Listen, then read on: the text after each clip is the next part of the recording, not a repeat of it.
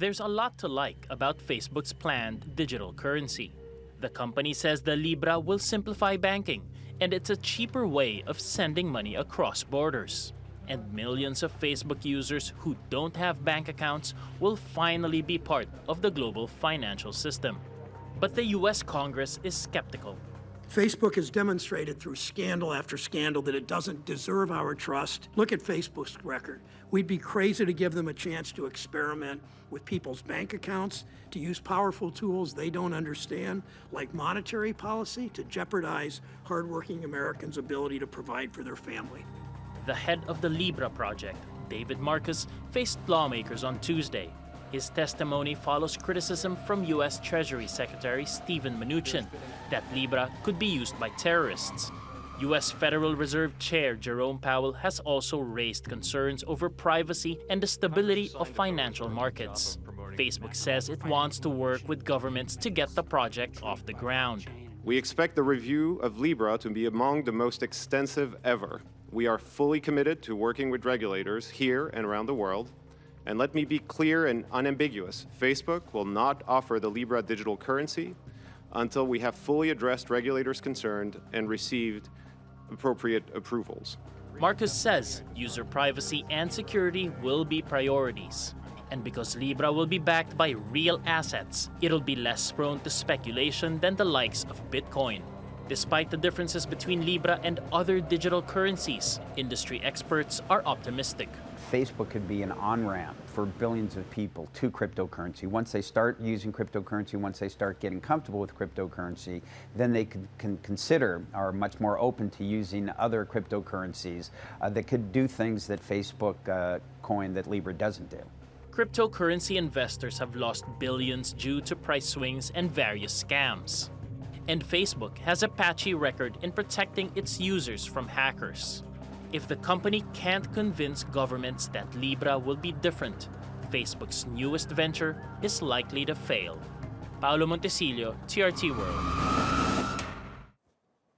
Well, for more, let's bring in the editorial director of the American Institute for Economic Research, Jeffrey Tucker. He joins us now from Great Barrington in Massachusetts. Good to have you back on the program, Jeffrey. Now, US lawmakers have really taken Facebook to task, haven't they? Essentially saying that the company can't be trusted with people's money. Do you think they make a good point here? Well, the Senate does not understand cryptocurrency or banking or monetary competition or anything else. As for whether or not you can trust it, let's leave that to the customers. I mean, this is the way it works in a competitive free enterprise environment. And here's the reality that the Senate is not dealing with, nor anybody else in the political class. The age of currency competition is here, and it's very likely that we're living in the last years of national currency, and maybe even the end of dollar domination of the world. We've got too much technology. Blockchain has been invented. Cryptocurrency is out there. I'm very impressed with what Facebook is doing right now. And here's the thing about the regulators. They can slow Facebook down, but they cannot stop currency competition. It's coming one way or the other. Interesting. So obviously this Senate grilling is coming in the wake of US President Donald Trump condemning Bitcoin and Facebook's proposed Libra as just something that's made out of thin air, based on nothing, echoing the concerns of the US Federal Reserve Chairman Jerome Powell, who said something similar before the US Congress. So do you think they're protecting their own self-interest here, the global dominance of the US currency?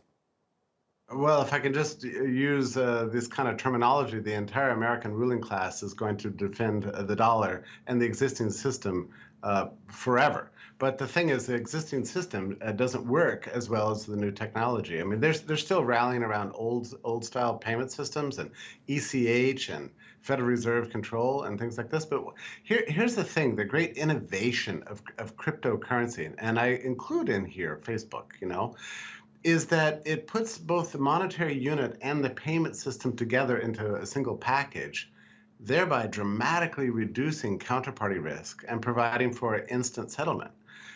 The special advantage that Facebook's Libra offers is that it's a so-called stable coin, meaning that it's going to be backed one for one with a bundle of assets, as yet unspecified, but certainly including the dollar, but probably including other currencies around the world, and maybe some hard assets like gold, and maybe some crypto assets like Bitcoin.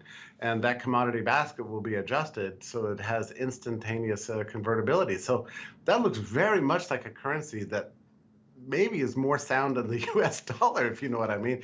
So they can make these arguments all they want, but they're not going to stop the move of technology forward. The especially frustrating thing about the way these guys are talking right now, and you have to keep this in mind when you listen to any of the regulators talk to Facebook, they're trying to make the Libra operate exactly like the current system for which the regulations are designed. But here's the problem. The point of the Libra is to go to the next generation of currency competition and invent something better.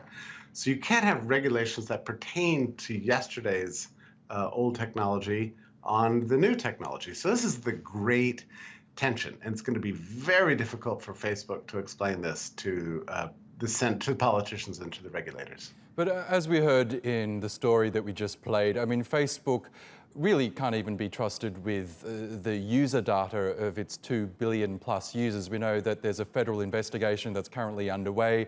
Apparently, Facebook is setting aside around $5 billion in a settlement with regulators in the United States. Aren't the concerns of these US politicians and other regulators around the world, aren't they founded on something that is of genuine concern? Well, some of this concern is valid. I think if we're going to evaluate, though, the trustworthiness of institutions, the US government does not fare very well as compared with private companies like Facebook. Even if Facebook has been too edgy in many ways in its use of consumer data, it doesn't compare to, for example, what the NSA does to Americans every single day. So that's something to keep in mind. The other thing to remember is that really, in a world of competitive currencies, in a world of banking that's informed more, banking and payment systems informed more by entrepreneurship and enterprise, it's going to be ultimately up to the consumer.